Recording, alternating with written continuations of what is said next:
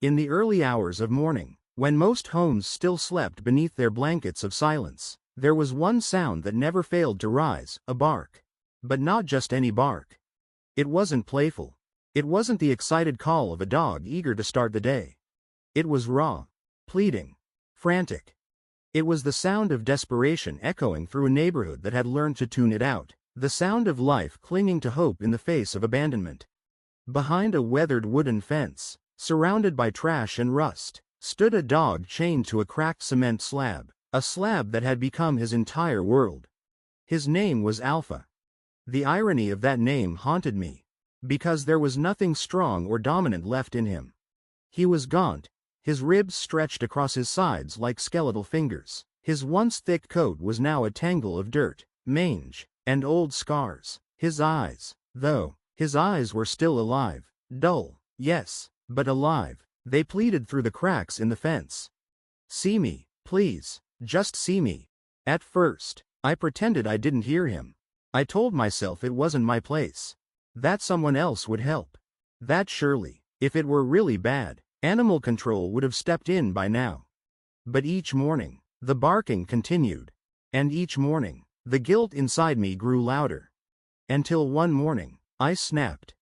I was standing in the kitchen, pouring coffee, when I heard that bark again, only this time it wasn't just noise. It was a cry, a scream of a soul reaching its breaking point. I looked at my husband, and before I even opened my mouth, he nodded. "We're going," I said.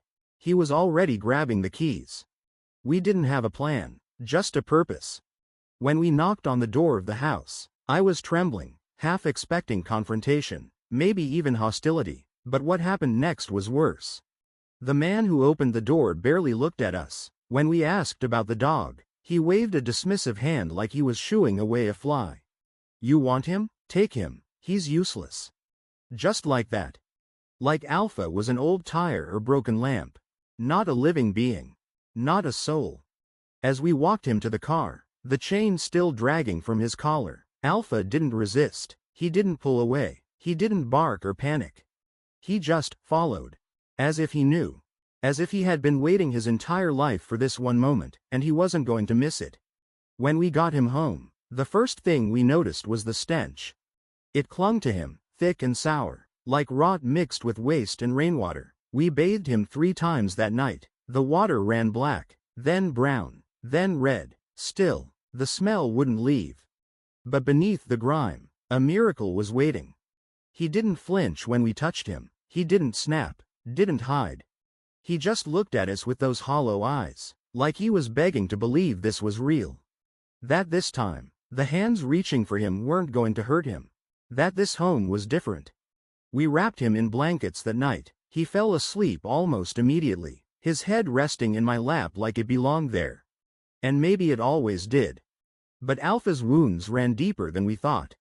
The next morning, we noticed something wasn't right with his leg. He couldn't put weight on his front right paw, and when he tried, he whimpered and fell. The paw was red, swollen, and cracked. Parts of the skin were raw. His claws were overgrown and twisted.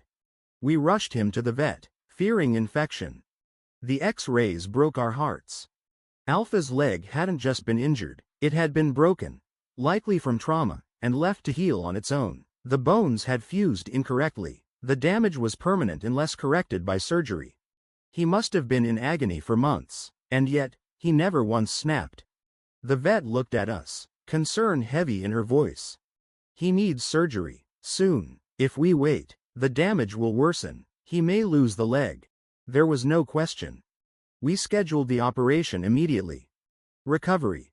Where the real fight began. The surgery took hours. Plates, screws, bone reconstruction. It was complicated and delicate. But Alpha made it. The hard part, though, was just beginning.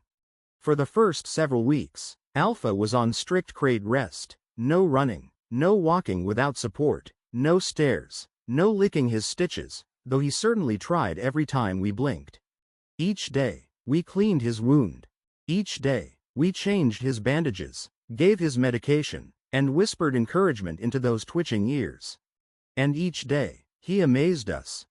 He never growled, never protested. He would watch us work, eyes half closed, tail sometimes giving the faintest wag as if to say, "Thank you, I know you're trying." Sometimes, I'd sit beside his crate late at night and just talk about life, about how sorry I was for everything he'd endured, how proud I was of him, and how his life, from this moment forward, would be nothing like the one he left behind.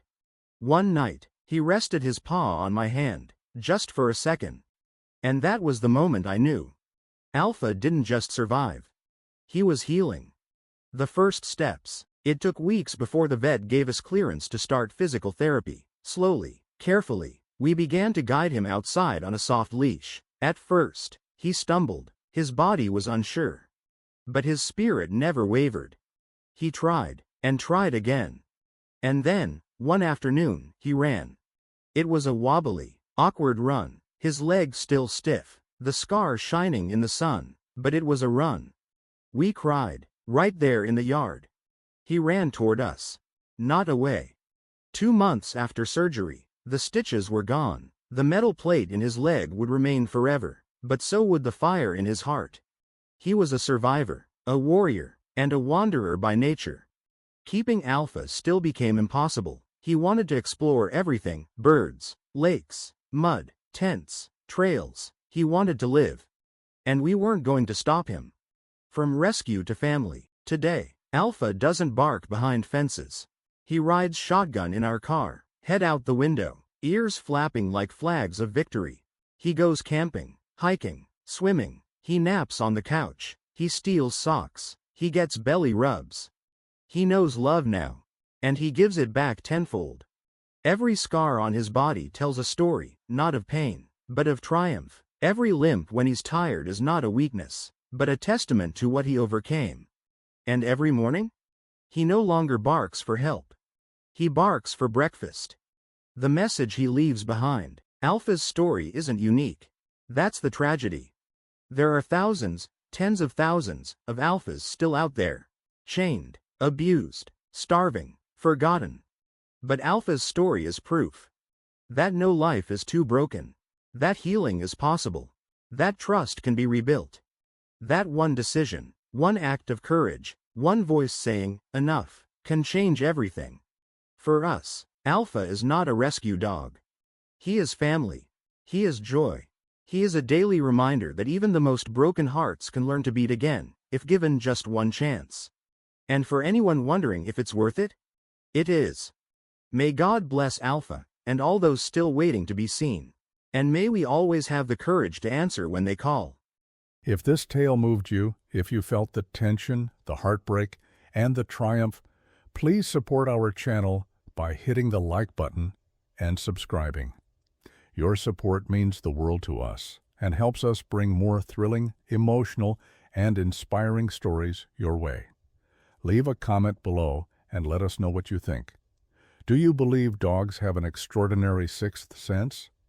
Share your thoughts and personal stories with us. Thank you for watching, and we'll see you in the next video.